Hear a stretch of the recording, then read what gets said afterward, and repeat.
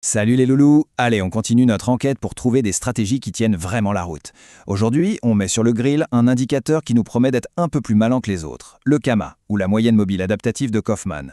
Son super pouvoir, en théorie, il s'adapte en temps réel à la vitesse du marché. Fini les moyennes qui sont soit trop lentes, soit trop rapides. Mais est-ce que cette prétendue intelligence va vraiment faire une différence dans les résultats? C'est ce qu'on va décortiquer ensemble. Vous vous souvenez, le mois dernier, on avait testé la régression linéaire. Et le résultat, c'était un véritable carnage. 93% des actions qu'on a testées ont sous-performé un simple acheter et conserver. La leçon était limpide. Une bête ligne droite, ça ne peut tout simplement pas capturer la complexité du marché et encore moins une tendance qui part à la verticale. Message reçu 5 sur 5. Alors, après ce fiasco, on change complètement de stratégie. Fini les modèles rigides, ce mois-ci, on s'attaque à un concept qui se veut beaucoup plus souple, beaucoup plus intelligent, le KAMA. La promesse est simple, s'adapter là où les autres échouent. Mais est-ce que cette intelligence autoproclamée va tenir la route? On l'a mis à l'épreuve sur plus de 500 actions, et le verdict, il est pour le moins surprenant. Ok, avant de juger la bête, il faut ouvrir le capot. Pour vraiment comprendre si le KAMA est si malin, il faut voir comment il fonctionne. Qu'est-ce qui le rend si différent d'une moyenne mobile classique au fond? La réponse, elle tient en un seul concept, la vitesse variable. Le problème de base que Perry Kaufman a voulu résoudre, c'est celui que tout le monde connaît. Une moyenne mobile classique, elle a une vitesse fixe, point. Si elle est trop lente, elle rate le début des tendances. Et si elle est trop rapide, elle déclenche des faux signaux à la moindre petite consolidation. C'est le dilemme de toujours. Et la solution de Kaufman, c'est une idée brillante de simplicité, l'efficiency ratio, ou ER, c'est le cerveau du système. Son seul et unique job, c'est de mesurer à chaque instant si le marché est en train de bouger pour de vrai ou s'il fait juste du surplace. Il quantifie en quelque sorte l'efficacité du mouvement des prix. Pour bien comprendre, imaginez un GPS. Si vous faites Paris-Lyon par l'autoroute, en ligne quasi droite, votre efficacité est proche de 1. Le KAMA comprend ça, il accélère et il colle à la route. Mais si vous prenez tous les petits chemins de traverse et que vous mettez 3 fois plus de temps pour arriver au même endroit, votre efficacité, elle, est proche de 0. Là, le KAMA ralentit, il comprend que vous tournez en rond, et il va lisser la trajectoire pour ignorer tout ce bruit. Eh bien, c'est exactement ce qu'il fait avec les prix. Bon, la théorie, c'est sympa, mais nous, ce qui nous intéresse, ce sont les résultats, les vrais chiffres. On a donc mis le KAMA à l'épreuve dans un backtest super rigoureux pour voir ce qu'il a vraiment dans le ventre. Pas de pitié, juste des données brutes. Voilà le protocole. On a pris 502 des plus grosses actions américaines sur les 5 dernières années et on a testé 2 stratégies. La première, la version Vanilla, elle est ultra simple. On achète dès que le prix passe au-dessus du KAMA et on vend quand il passe en dessous. La deuxième ajoute un petit filtre de momentum. On achète seulement si le RSI est lui aussi au-dessus de 50 pour essayer de confirmer la force de la tendance. Alors, après des millions de calculs, qu'est-ce que ça donne? Accrochez-vous bien parce que les premiers chiffres, ils sont assez violents. Voilà le premier chiffre qui tombe. Et il pique un peu. 21,9%. C'est le petit pourcentage d'actions sur lesquelles la stratégie KAMA a réussi à battre un simple acheter et conserver. Pour le dire autrement, dans presque 4 cas sur 5, il valait mieux ne rien faire du tout et juste garder ses titres. C'est un poil mieux que notre test du mois dernier, c'est vrai, mais soyons honnêtes, c'est une sacrée déception pour un indicateur qu'on nous vend comme intelligent. Et quand on regarde la moyenne sur tout le test, le tableau est sans appel.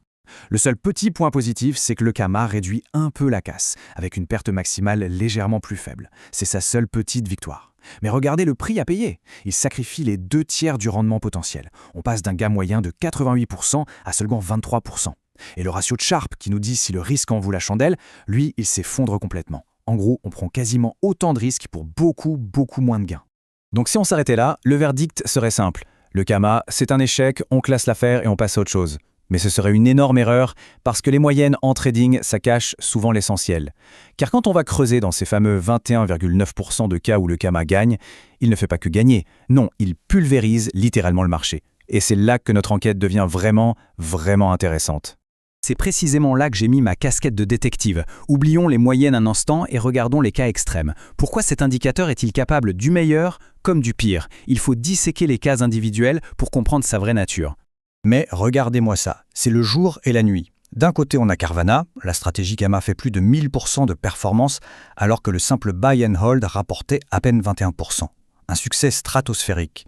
Et de l'autre, le cas Nvidia, et là c'est la catastrophe. Le KAMA rate complètement l'explosion du titre et sous-performe de plus de 800%. Comment est-ce que le même indicateur peut produire des résultats aussi radicalement opposés? Voici la clé de toute l'énigme. Sur Carvana, une action ultra volatile, le Kama a été un véritable super-héros. Il a su nous faire sortir juste avant les énormes plongeons et nous faire rentrer pile au début des rebonds explosifs. C'était son terrain de jeu idéal. Mais sur Nvidia, c'est une toute autre histoire. Le titre a connu une montée fulgurante, mais avec des pauses, des consolidations parfois profondes. Et le Kama, qui est programmé pour être prudent, a interprété ces pauses comme la fin de la tendance. Il a vendu et il a regardé le train repartir sans jamais pouvoir remonter à bord. Et voilà, la conclusion de tout ça. Le Kama, ce n'est pas un outil universel, c'est un spécialiste. Son vrai terrain de jeu, ce sont les actifs très volatiles, avec des tendances et des retournements bien marqués et bien clairs. En revanche, il est structurellement incapable de gérer une tendance saine mais parabolique, parce qu'il va toujours interpréter une consolidation un peu profonde, comme la fin de la fête. Et toute cette analyse, ça nous amène à une leçon bien plus large, une leçon qui dépasse très largement le simple cas du Kama. C'est une leçon fondamentale sur la nature même du trading. On touche au cœur du problème.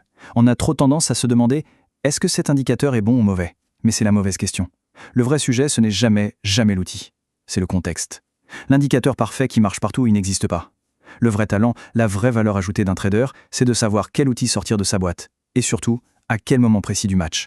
Il faut arrêter de chercher la formule magique, le Saint Graal qui fonctionne partout, tout le temps. Ça n'existe pas. Le véritable avantage, il se construit sur la discipline, la patience et une compréhension profonde des outils qu'on utilise. Il faut connaître leurs forces, mais surtout il faut connaître leurs faiblesses structurelles. C'est ça, avoir une vision à long terme. Voilà pour cette analyse en profondeur du Kama. Si ça vous intéresse de creuser les chiffres, de voir le classement complet de toutes les actions et même d'accéder au code Python que j'ai utilisé pour le test, tout est disponible dans l'article détaillé sur mon site rafaxelo.fr. Et si vous avez envie de passer au niveau supérieur et d'apprendre à construire vous-même vos propres systèmes de A à Z, jetez un œil à ma formation, le Labo des Algos. Le lien est juste en dessous dans la description. Et bien sûr, si cette analyse vous a plu, un petit pouce bleu, ça fait toujours plaisir. Et puis dites-moi en commentaire quel indicateur vous aimeriez que je mette sur le grill la prochaine fois. On se retrouve le mois prochain.